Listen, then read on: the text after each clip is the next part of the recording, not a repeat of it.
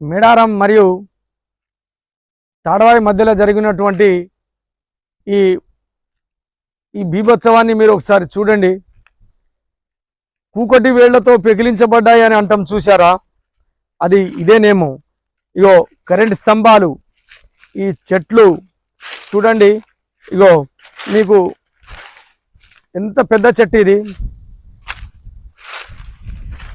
ఈ వేరును చూడండి, వేర్లతో సహా ఇది మొత్తం పెగిలించబడ్డది. దీని యొక్క వేరు వ్యవస్థను మీరు చూడొచ్చు.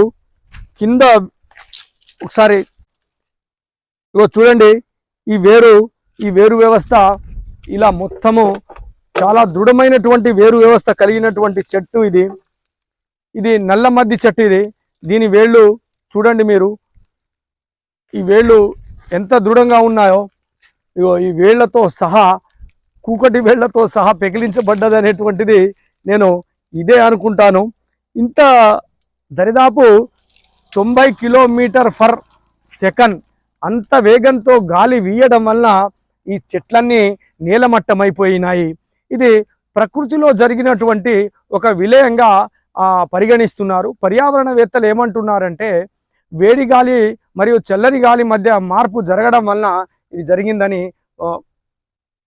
పర్యావరణవేత్తలు అంచనా వేస్తున్నారు.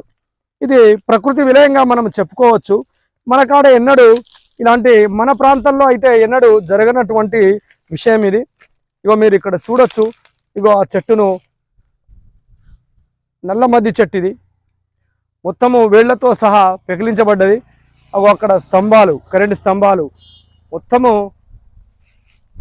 నేలమట్టమైపోయినాయి. Please like, share and subscribe. Thank you friends.